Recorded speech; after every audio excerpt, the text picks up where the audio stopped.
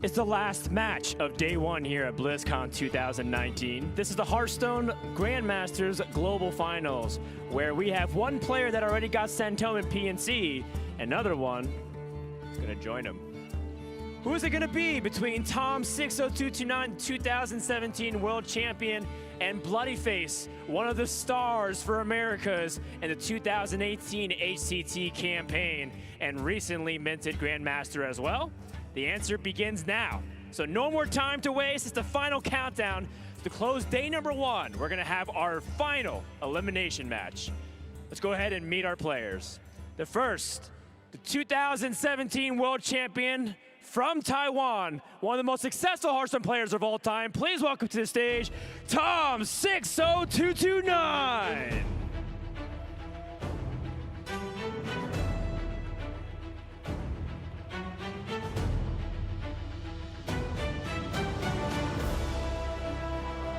And their opponent from the United States of America, America's last hope. Please welcome to the stage from Lazarus Gaming, bloodyface.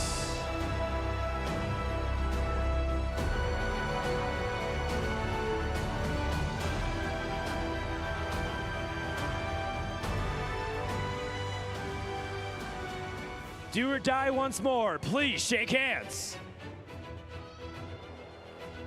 Let's get the final match of day number one here at BlizzCon underway. We are so happy to have you all in the tavern for the 8th and final match of day one of Hearthstone Global Finals. This is going to be a do-or-die moment for both bloodyface and Tom. If you win this, another chance at redemption, another chance at being the global final champion. But if you lose, you are out of this tournament. Your dreams are crushed and you are going home. Not empty-handed, but with a lot less than what could be. It's a very big match. We saw the pressure really piling on previously with Casey versus PNC, where I felt that PNC kind of lost it at one point and kind of lost control of what was happening in the games, and it ended up leading to some fatal errors, which I think lost him the game. But I mean, bloodyface is not PNC. Bloodyface has been in this spot before, and he's pulled through. Bloodyface is a competitor that, no matter what, I believe, has the courage and the strength to fight even in the most stressful positions. Tom as well. Tom is someone that he is a world champion at Hearthstone. I would say you wouldn't know what that's like, but that would be a total lie. But he has that charisma as well. He has that experience on this big stage, both of them. Yeah, if there's one guy that hits me that wouldn't feel too much pressure, it's definitely Tom, and I don't think that bloodyface gets too affected either, so I think they'll both be fine in this series. Yeah, I mean, I actually had a chance to talk with Tom a little bit today, and he seems like a very laid-back guy.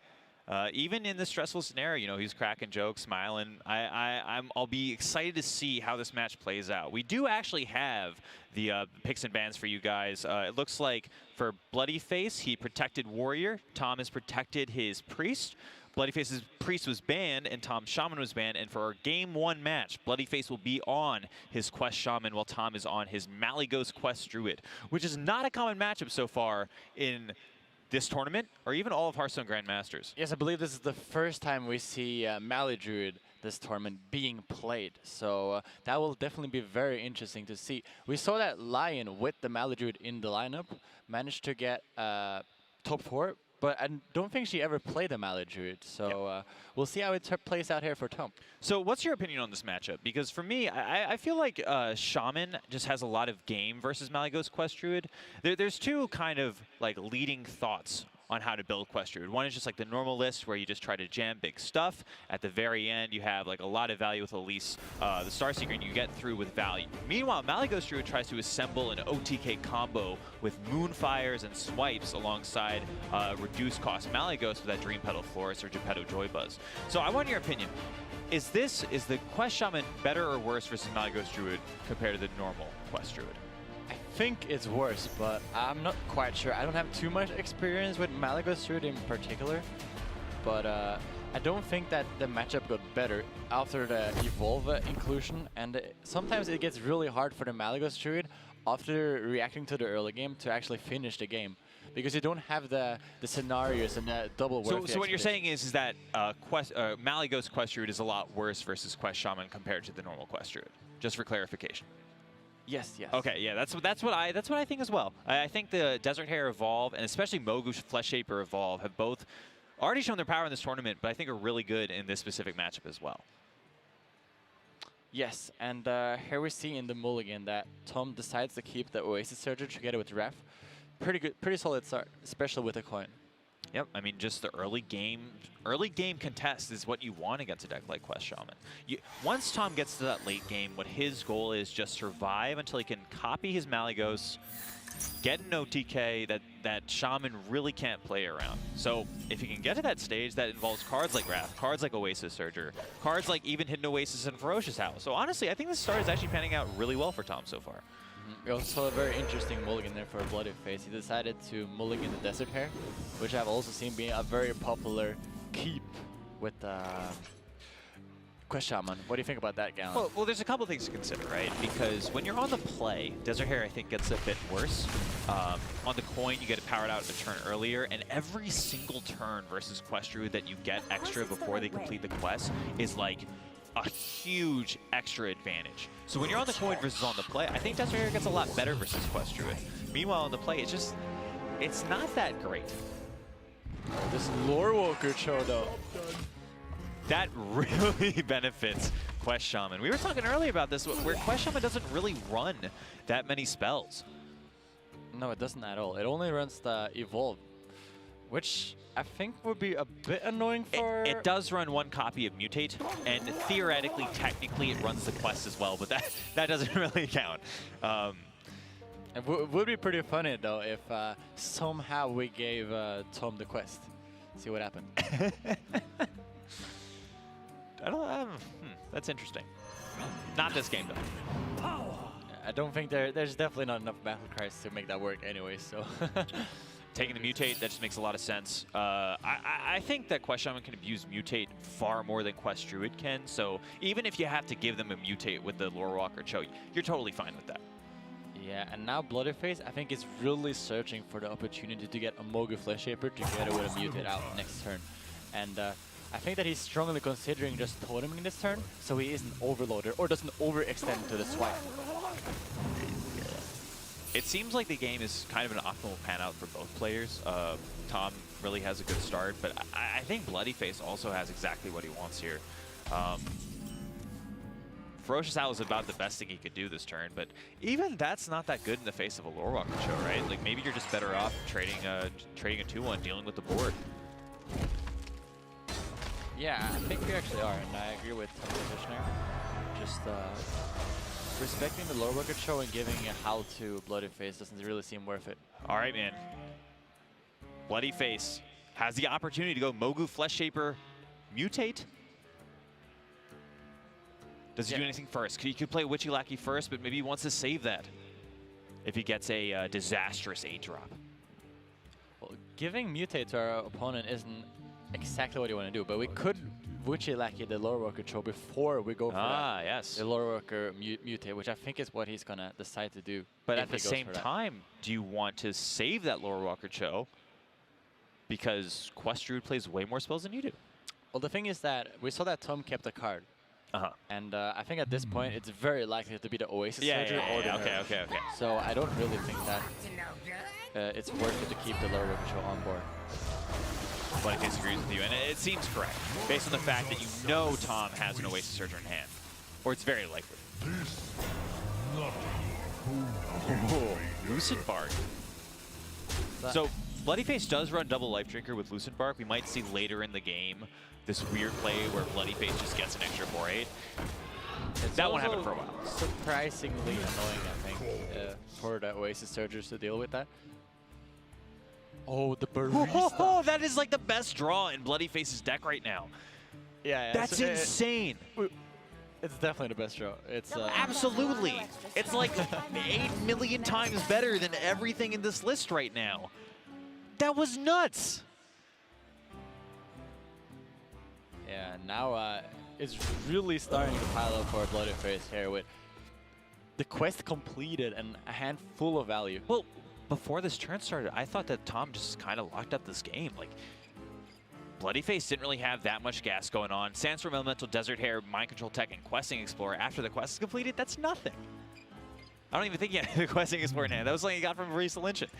Well, now we really get to see the power of both the quests versus each other and see who can end up on top here. Oh! That's actually... It's actually not pretty that good. bad. Yeah, it's pretty good because against the Tom Oasis really Surgery. wanted to play the Yeah. Oasis Surgery there. It always feels weird. that's Oh, dude, big this draw, is though. powerful draw after powerful draw. Tom was on a draw to win the game. I think Nourish is that draw. Yes, I think that especially now with the 310 up, it's pretty important to have the Nourish here. He could decide to potentially wait with a Nourish and go the Oasis because it contests pretty well. So the 310 is it looks like a very big minion, but at the beginning of the player's turn, it actually gets shuffled back into the deck. That's why, you know, playing an Oasis Surgery here is just like not that good. It's going to get removed anyways. I agree with you. I think Nourish was probably the draw that you wanted against specifically this outcome off of the Witchy Lackey. I mean, it's just really what you wanted to do this game. Like, if Tom survives the next turn, right? Yeah. He gets the opportunity to go something like Ferocious Hell and Tom thinks that this 6-6 contests the board pretty well, which I agree with. And next turn he has to Nourish into the Ferocious Hell. Yeah. And then potentially a very big swing turn with Oasis Surgery and a Starfall he could pick up. Oh, the Evolve though, Galen. Stormbringer. Wait, he had Stormbringer as an option? Yeah. Well, let's move on, I guess.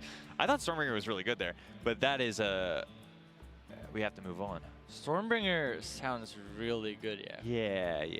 Where's the Stormbringer? Where did the Stormbringer go, Galen? I want the Stormbringer back, I think. Same. I like those games. Oh, but we have the hair, so it makes some sense, I think. Oh, I saw a 0 mana 2 attack, 2 mana minion. It's That the was sleeper very himself. dangerous. Arcane Fletcher. yeah. Have you ever seen him not fall asleep? You know, I was playtesting against Purple, a fellow North American Grandmaster, for his finals, and we had a match where he got like 3 Sunstruck henchmen, and they all fell asleep like every single turn. He's awake. That's ridiculous. That's not supposed to happen. I actually think that is impossible. Might be cheating from bloodyface there. Sunstruck Henchman is a card that says at the beginning of your turn you have a 50% chance of falling asleep, which means it can't attack. Okay, so now's the turn where Tom has to figure out how to swing the board. This is just power turn after power turn. So do you like double Oasis, or do you want to try to do something else here?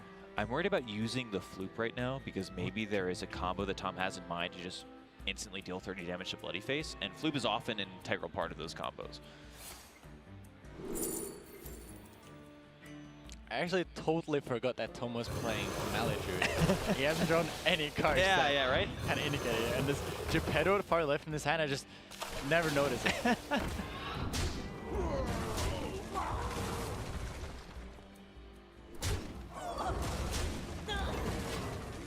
Tom leaves Bloodyface with the 2 worst minions on board. So now it's starting to get really complicated for Bloodyface. He has a lot of different options, and there's a lot of ways to approach this turn. Check to see what lackeys you get, because those are usually the most powerful things you can do. Yeah, normally you want to get ahead early in the turn and get all the random generation effects already done, so you're actually like ready to make your decisions. Yes, we see with a lot of decks actually that when they have so many options, like this is an example of a deck with lots of options. I think Combo Priest, when you have those insane Northshire Clerics plus Wild Pyromancers plus like 2 Circle of Healings turns, where you just have so many options, really good players like to try to make everything as perfect as possible, and they often end up with like option paralysis, where they're like so focused on doing the best thing that they end up like not having the time to do anything at all. So the fact that Bloodyface is just playing what I think is honestly like probably the most important card to play first, just instantly, is a good sign. Yeah, for sure. And Bloodyface is deciding to double rush this elemental right here. Well, he's running Imagine it. he wants to The one problem that Bloodyface is going to have in the next couple of turns is that the board he has right now, he cannot change if Tom doesn't deal with it. He did pick up an Evolve, so that is subject to change, but if Tom just elected to leave this board as it is, he's only going to be taking 2 + 1, that's 3, 3 + 2, 1, 1. That's only 7 damage per turn. Yeah, I also think that Bloodyface is pretty unhappy about this loosening bar. Just messing up his board. Yeah. Well, you were talking about how it's kind of tricky for the Druid, but I actually think it's like kind of tricky for the Shaman now. Oh, but the hair pickup with the evolve in hand could potentially go for a full This hair is just evolve power turn. turn after power turn after power turn. Yeah, they're both really showing off the power of each quest here. Really utilizing it to its full potential. Is there ever a Bog Slosher turn? Could you Bog Slosher the evil miscreant back to your hand for more lackeys? I think that bloodyface wants to get out the evolve this turn together with the hair, but it's not even that strong versus what the quest druid has every turn, right? You have the potential to do something like trade both things in, go Desert Hair with the. There's also a more aggressive push you can do, right? With what you were talking about, Kobo Lackey, you can bounce the Kobo Lackey. Oh, I wasn't even talking about that. I was talking about bouncing the evil miscreant back to your hand. You Bog Slash the evil miscreant, you get 2 more lackeys. That's pretty powerful. That is pretty powerful. Yeah. Bloodyface elects to just go for tempo, which makes a lot of sense. Yeah, he did a slight misstep there when not attacking him with the miscreant first. How so? Because he Oh yes, because he could have gotten an extra thing in play. Yeah, Yeah. so it was just slight misstep, but shouldn't matter too much. It didn't matter. It didn't matter at all. So now there's a This is High like. Priest Ahmed on Can we board. just talk about how insane that evolve was? He got Hecklebot, High Priest Ahmed, and a questing adventure. That's ridiculous. And Omega Defender, not to be Okay, whoa. underestimated. Well, he could return that to his hand and just give it play. Oh my. Okay, hear me out. You Oh, Bog the Slosher. Shudderwock. You Bog Yes. Slosher the Omega Defender. Yes, Okay, yes. and then it doubles its battle cry, which gives it +10 attack. Twice. And then you give it another +10 attack, and then your Shudderwock gets that +10 attack. Everything just has infinite attack at that point, Galnef. It's literally an OTK deck at that point. And somehow we give our Shudderwock charge. Okay, GG. well, the Omega Defender is dying, so it's not going to happen. But Bloodyface could also just pull back the Hecklebot and then pull 2 minions from Tom's deck. Dude, there's actually like so many outcomes right now. I'm not sure if that is what we want to do, but yeah. All right. If only we were damaged, we could have resummoned our Lucenbark here. But unfortunately, that's not the case. Oh, what we could do is that we could Kobolaki ourselves. So what's crazy about this game is you see how many like weird lines that we're taking right now. We're not even the ones playing. Bloodyface is the one that has to choose between all of these like equally ridiculous things that could happen to actually find the way to win. Yes, and I believe that whenever Bloodyface manages to pick up the Shudderwock now, yes.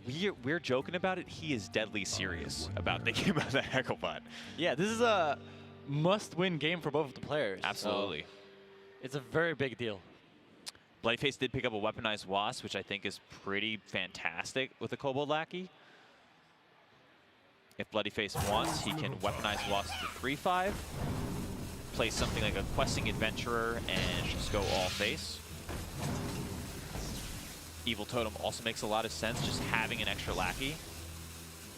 Both. This play is particularly weak to a second Starfall, but I think Bloodyface at this point is just banking on that not being there. That's like the best draw. That is the best You draw. just said that was the best draw. That's definitely the best draw. Yeah, that was what Bloodyface here was just not paying respect to and saying that I can't really beat everything, so I have to just not play into that now. That's just a full clear. Jewels of the sound. And Tomer doesn't even want to go face. no. Doesn't want to give Bloodyface the opportunity to resummon this Lucenbark. Does Bloodyface have any, sorry, does Tom have any copies or copied cards in his deck after this? I think it's 1 Moonfire. Yes, he has the Moonfire, correct. Besides that, Yep. I believe there is...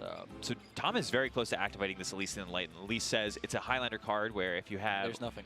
if you have only singletons, you copy your hand. I also believe that there's not that many minions left in the deck at this point, right? From Tom. So I believe he has a Dream Petal Florist and a War Druid Lodi in his deck right now. Yeah, and they're both very good from Geppetto Joybus. So we Yeah, can they're see the fantastic. potential of, if he manages to get the time to play the Geppetto Joybus, he might do that. When you get a 1-mana War Druid Lodi, it just becomes a 4/6 anyways. Also, we haven't really mentioned, but Tomin's only at 14 health here. And bloodyface is generating Yeah. lackeys, and it's pretty scary. It's getting pretty close. That being said, Tom does have a Kuhn the Forgotten King in hand, which was introduced back into the game with the Doom and the Tomb update, and has been proven to be like one of the best cards in Quest Druid. Extra 10 armor, refresh your mana crystals, pretty much a free 7/7. Oh, but the crystal power, Gallon. Walk me through it. It's heal free health. As we can see, Tom is under a lot of pressure right now. It heals for so- 5. No, but you damage. Oh, you don't damage too? No, it deals damage to a minion. Oh, yes, correct. Not often do I get to educate a world champion on how to play Hearthstone, but yes, Crystal Power heals you for 5. Wow. That's sick. Oof. All right. So what do you think Tom is going to do here? Geppetto Joybuzz gets you War Druid Lodi. War Druid Lodi kills the 5/9. You can play a Kuhn the Forgotten King alongside that. Sign me up. Or just swipe. This also cycles through the deck very efficiently. Both ways did it, but I believe with that, Tom now has an activated Elise. Yes. And he's at 24 life, which puts him firmly ahead. Okay, hear me out. You Kobo Lackey your own face, and then you play your Life Drinker, and then the Lucent Bark is in play. Yeah, I was talking about earlier, Gallon. Okay, I'm sorry. I totally blanked my mind. Now you can educate me. But I legit don't think it's that bad right now. It doesn't look that bad. It definitely doesn't look that bad. But Definitely doesn't it's look probably that pretty good. bad. It doesn't look that good. Goblin Yeah. Lackey, the 1/1. Bloodyface is just trying to stabilize the board. I think Bloodyface hope here is that Tom's Dream Petal Forest is pretty bottom, so... That, and that he gets Shudderwalk pretty soon. I think Shudderwalk Yeah, right Shudderwalk now is very incredibly powerful. So we could potentially deal with quite a lot of the board here. We could also evolve the Mogul Flesh Shaper. Yeah. Any big pickups you can think of? Into a 9-drop. King Crush. Of course it's the right way. King Crush. Depending on who you're playing. Ysera. No, it's Dormant. Wolf's Muncher. That just clears the board. Wolfsmarcher, yeah. You could have also gotten Kobalaki's Undasta. also really That would have powerful. pulled the Life Drinker out of the hand. Yep, the Elise is active right now. If Tom wanted to, he could copy the left 4 cards in his hand, which are going to be Geppetto, Malygos, Innervate, War Druid, Lodi, but that doesn't seem that great. Copying a Geppetto right now when you only have 1, if that, minions in your deck, not the best. I believe Tom still has a Dream Petal Florist. This is a very interesting turn here for Tom. Very curious what approach he will take here. He could go for Elise. Then he could War Druid Lodi, Wrath, and Moonfire the 8/7. But he doesn't decide to do that. Power takes metal. This is pretty interesting. Tom does not actually have an OTK set up right now, I believe. Does he still have a swipe in his deck? So he's looking for a swipe. Once he gets a swipe, he'll have enough, correct? Yeah, but the thing is that he's going to copy 2 Dream Petal Forests and have 2 Malygoses. Yeah. So he could go Malygos and Malygos. With So just a single Moonfire, though, that's only 22 damage. he has 2 Moonfires, though. Yeah. With Yeah, two, that's with, 22 that's, yeah, 11 times I believe 2. he has another swipe, too, though. Yeah, that's what I'm But alluding if to. he laurels the Dream Petal Forest, or it's a 50-50, right? He wouldn't have the OTK. He really could have just Global Lackeyed his own face there, and it was actually pretty sweet. Oh, that's pretty funny. But was it good? Maybe it was good. Well, I think so. You had the mutate. You could have mutated the Lucid Bark into a random 8-drop. Was that bad? Yeah, I actually think it was good. We also don't have the board space issue anymore. Yeah. Oh, Cold Lackey. I'm starting to get scary though. Bloodyface still has a weaponized Wasps in his deck, correct? He's only played one this game.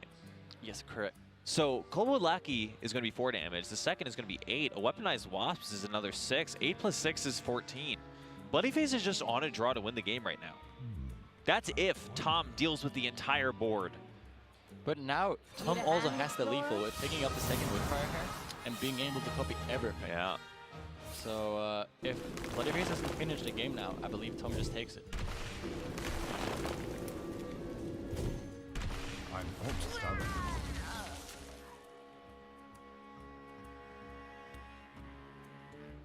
I believe that only one Malygos is necessary to OTK, but the problem is if you don't play both Dream Petal Florist right now, there's a chance that the Dream Petal Florist hits the second Dream Petal Florist. Also, we only need 3 Moonfires, right? So we can use one of the Moonfires. Ah, yeah, that's true.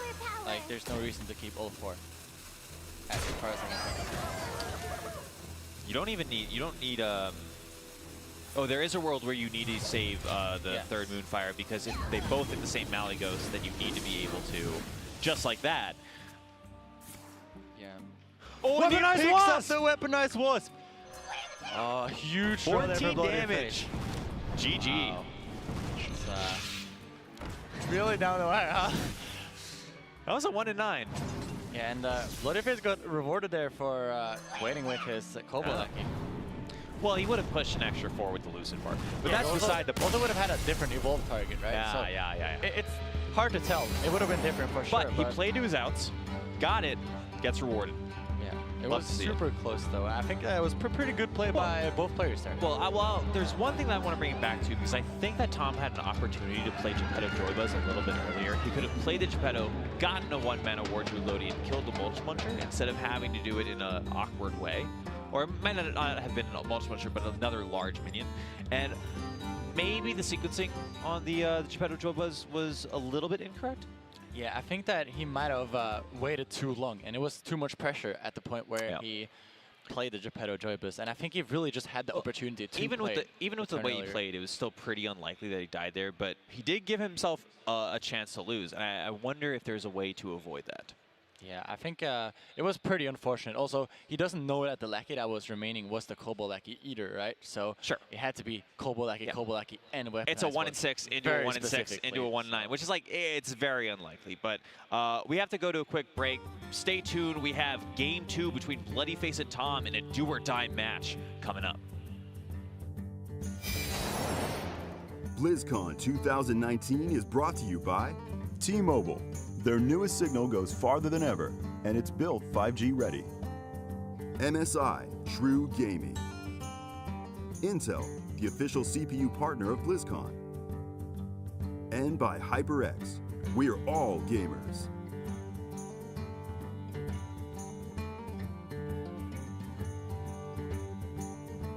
My name is Brian Neeson. My battle tag is Bloodyface. Ever since I started playing Hearthstone, I always wanted to make it to the big stage, and I've played for the last 3 or 4 years. But I always wanted to play at BlizzCon since the original World Championship was at BlizzCon, so it's really cool to go there. I've never been before, so it's going to be exciting, not only as a player, but also as a spectator.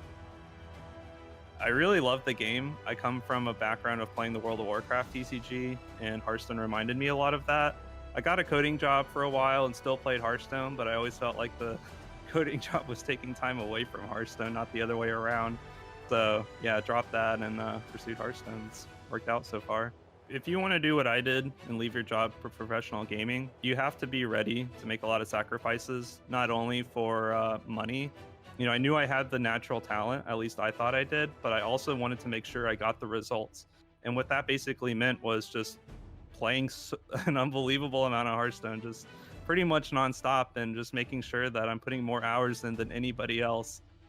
Grandmasters this season has been, I would say, relatively easy for me.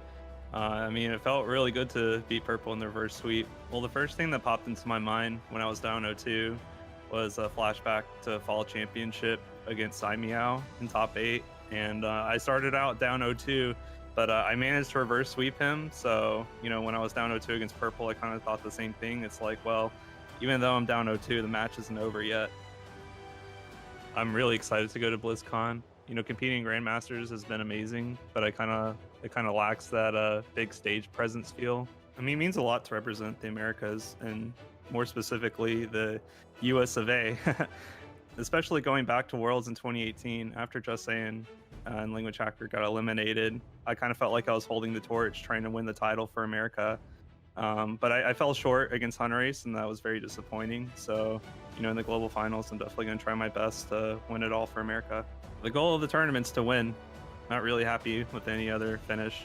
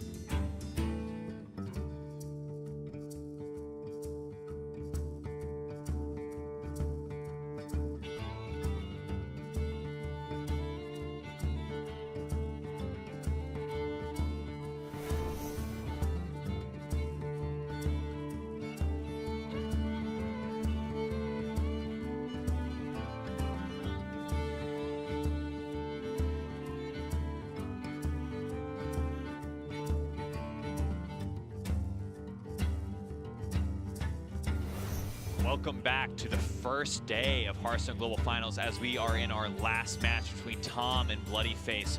Tom losing in a narrow defeat to bloodyface, game 1. bloodyface is up 1-0, and we are going to have a Druid mirror that is unlike many that we've seen before. In fact, we haven't seen any before, but it's very unusual. bloodyface is going to be on a Baleful Banker Coon Quest Druid versus Tom's Malygos Quest Druid.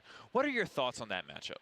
Yeah, it's been a while since we played a Druid mirror. It was a very popular matchup during the entire Grandmaster season, but it's kind of faded out in general, the Druids, with this event, and we haven't really seen any Druid mirrors so far. And I think this is a particularly interesting one with the Mali Druid versus the normal, more traditional, just Druid without Malygos and a bunch more pressure. Well, what's funny about that is I don't even think, I think this Druid is anything but normal. Baleful Banker, I have seen lead to so many wacky games. Like, there is a combo at the end of a Baleful Banker Quest Druid where you end up with, like, infinite Coon the Forgotten Kings and infinite Elises, and it could just, like, you have 150 yeah, it's armor infinite at the everything, game. yeah. So it's going to be really exciting to to see how the players go through this match, because at the very end of the game, bloodyface does have a way of staving off that OTK combo given enough time. If Tom can race to that before that happens, though, I think Tom will be in a clear edge. Well, historically, this matchup has been very favored for the non-Malygos Druid, I would say. Yep. But back in the day, people used to run the Faoris in the Druid, and we see that bloodyface does not have the inclusion of Faoris, which means that he has significantly less pressure. And the amount of damage that the Mali Druid can assemble if it has enough time is very extreme. So I think it's very going to be dependent if bloodyface manages to get the pressure, or if he manages to draw his deck before and get to that infinite Coon combo. Okay. So from Tom's side, that means he wants to cycle as quickly as possible. They both really want to cycle as quickly as possible. I mean, that's generally the case for Quest Druid. If you get stuff like Crystal Merchant, which bloodyface has, that's the goods. Nourish is the goods.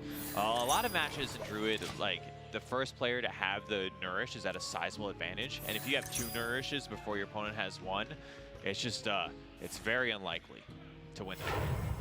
Yeah, and bloodyface off to a pretty good start here, both with the coin, which is generally something you want with the Quest Druid, and also the Merchant and the Inner Raid characters. Double Drawing Crystal Merchant?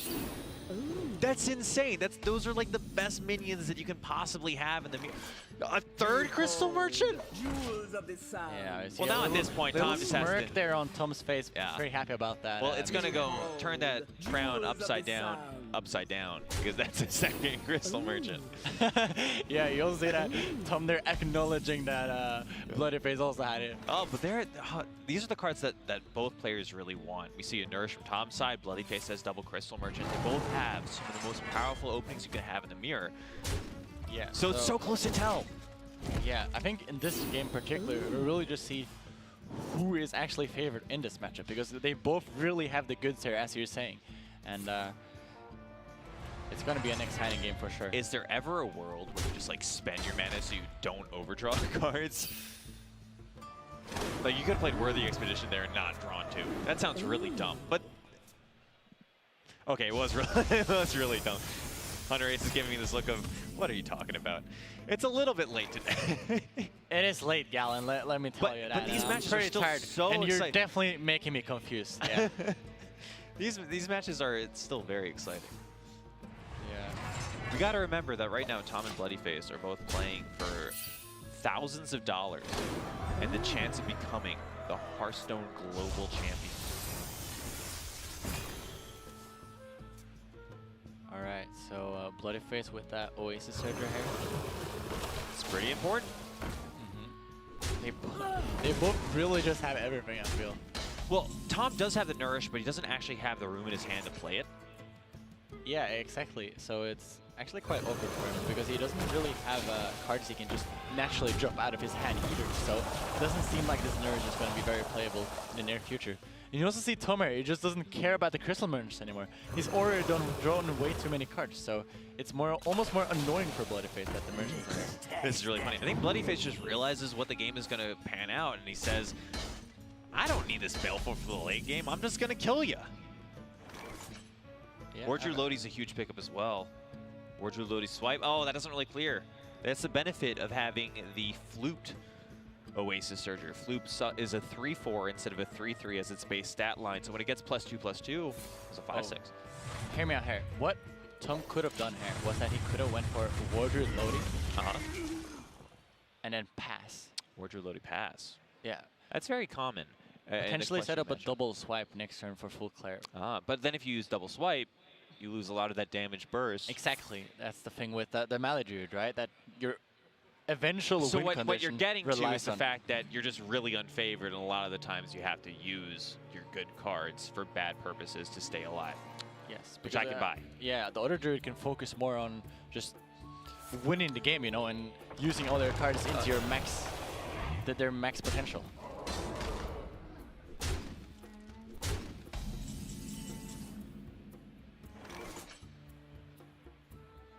Wardrobe Lodi Wrath does clear a 6/6. It kind of accomplishes what you're talking about, which is developing a Lodi. Yeah, developing Lodi is extremely powerful in the Druid Mirror.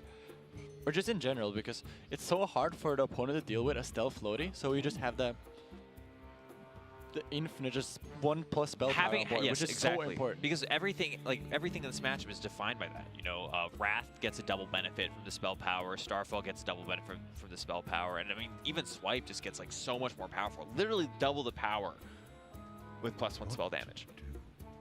Yeah, and Nourish still just stranded. It's just so hard to get cards out of hand right now as Tom, and I think it's probably very annoying for him. I think he would have liked to play the Nourish earlier, just so he's more ramped up and can take more advantage of the mana advantage he has. You know, based on the way that Tom played this turn, I kind of have to agree with you that maybe developing the Lodi last turn was what he was supposed to do. It's interesting because the thing is that now that bloodyface played the banker, Load up the damage. Tom might be Bloodyface. thinking of fatigue route. Yes. That sounds like that- he's going to die in fatigue. That's the full sentence of that one. Yeah, we'll see how that pans out if it goes that far, but we're So far he wants from a there. slow and painful death. Good to know. Yeah. Exactly. Now his Nourish is active. And there's, It always the has been active, but he can the play it crystal without. power here, very Yeah. efficient to deal with the Oasis Surger, deal free, and then heal 5. think you're being a little bit of a jokester. Alright. You think this is funny? This is serious, man. Yeah, I'm totally serious here, Galen. It's, Okay. Alright. it's a potential play. He could do it. if he It is a wants to. potential play. So Realistically, Crystal Power your own face, heal 5. Oh, and he's attacking with the force. did you see that attack animation there, Galen? Did you see how it healed 5? And Yeah, I not saw heal? it, but the attack animation Very was still cool. there. But Very cool. he didn't get attacked. Isn't that confusing to you, Galen? Not at all. It was definitely confusing to me. Anyways. All right. All right. Let's see what bloodyface decides to do here. So now we're getting to the turns where both players have quite a lot of mana to spend, and Well, bloodyface has quite a lot of mana also spent, a lot but of it's just- resources you have to. It's such an awkward turn. Look at what his turn is. If he plays a Cenarius, this Lodi is just going to be in play. So that means that bloodyface wants to play a Wrath, kill the 4-1, but then he has only 7 mana, and nothing in his hand is good for 7 mana. Not even the Nourish. Yeah, nothing really works out with this specific hand here. He has a bunch of cards he doesn't really want to play. Ooh, Hidden Oasis is something that he can play. Yeah, big victim there. And he's looking forward to a Kun the Forgotten King next turn. Okay, so big turn in for Tom also.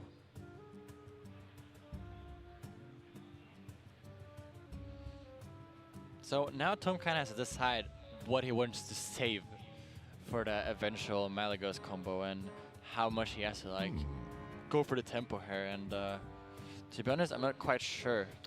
I mean, Tom does Your have the approach should opportunity to change. go like Kun, Ferocious Howl, Wrath, another Kun, plus another 8 mana in the form of like Geppetto Joybuzz if he wants to take it. But the problem is if he uses that Libidinous Floop, he's going to just deny himself so much extra burst damage.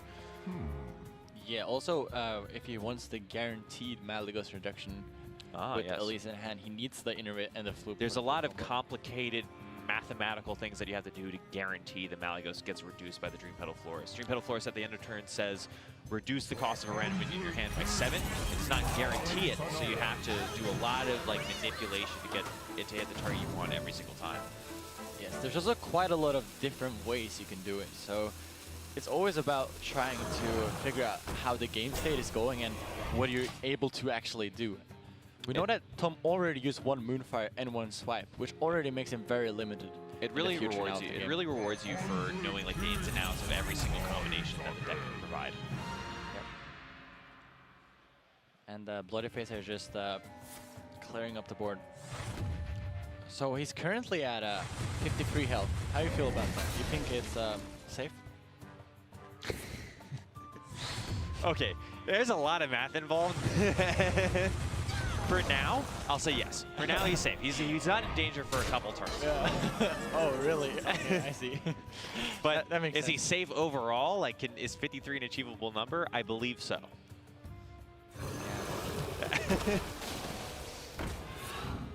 Clear up the board.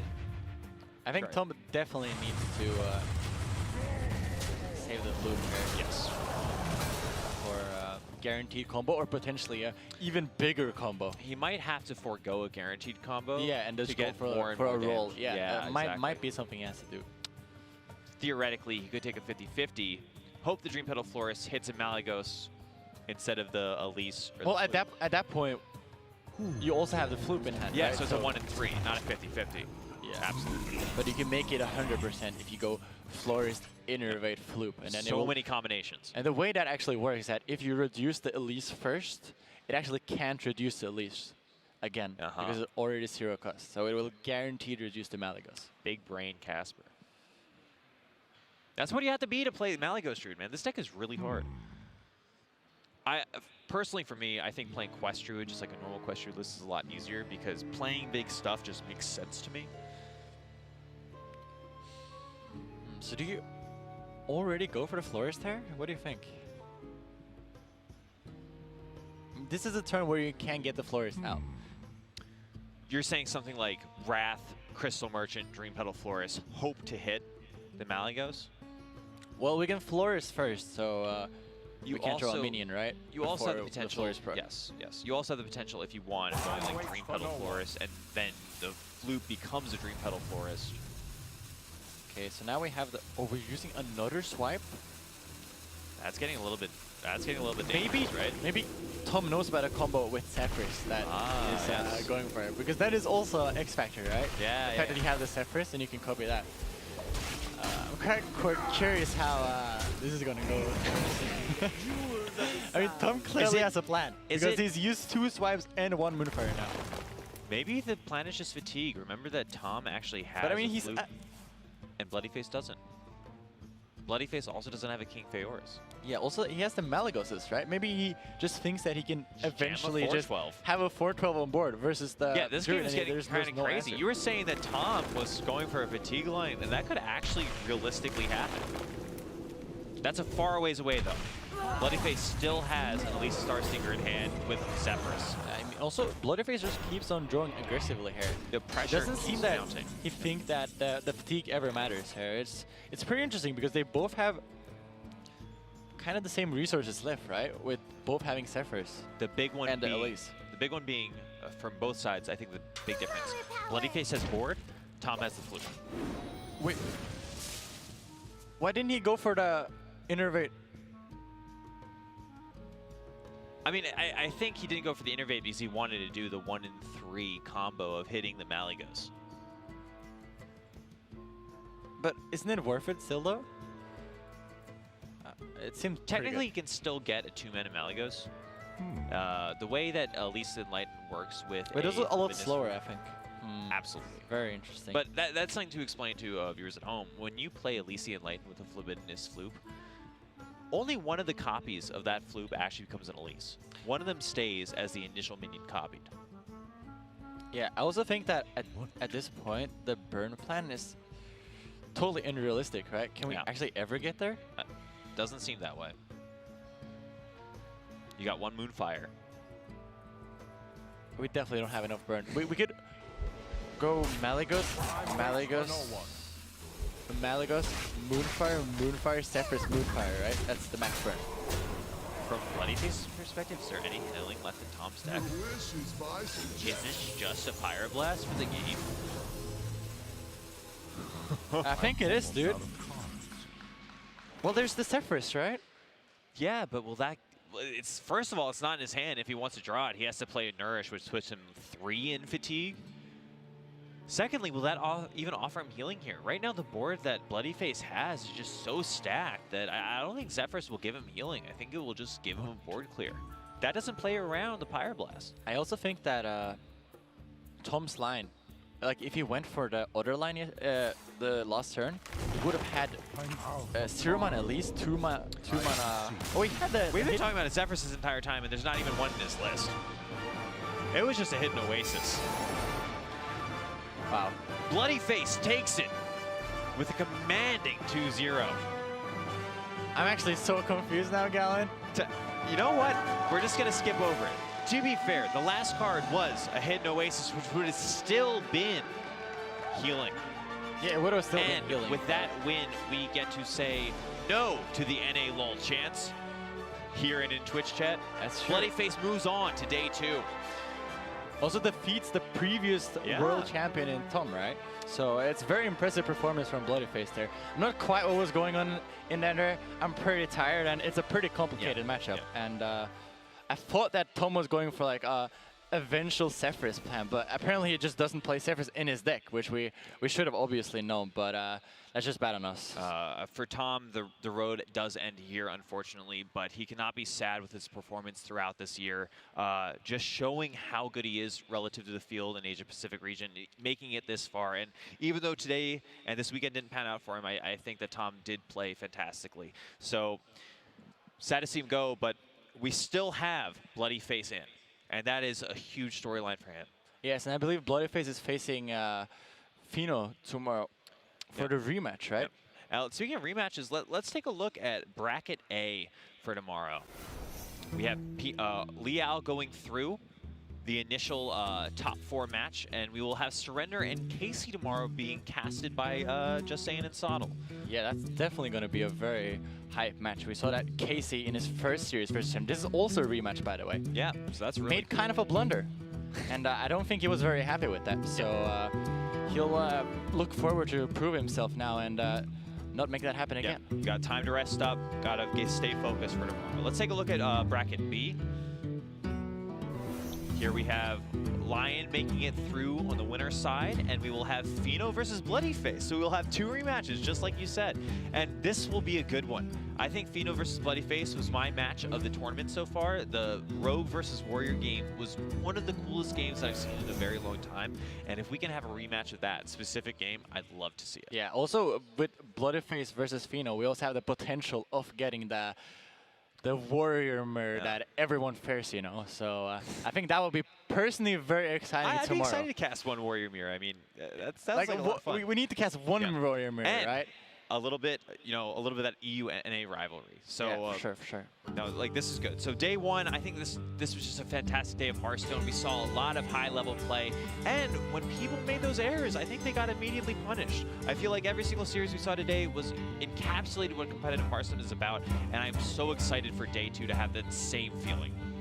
I totally agree, Galen. I'm super excited for day 2. I was really nervous going into this day, and it's super new for me to cast and such a big event as BlizzCon. But you've really helped me through it, and I can't wait for being more confident tomorrow and just watching some great Hearthstone. Casper, you did a great job, and with that, I just want to say this weekend has been so fun. I'm so glad to be here. I'm so glad to be here with you specifically, and you know, tomorrow should just be a fantastic day of Hearthstone. Thank you guys so much for tuning in. We're going to be signing off, but we'll see you tomorrow for day 2 and the finals of the Hearthstone Global Championship. Thank you so much for watching. Have a nice night.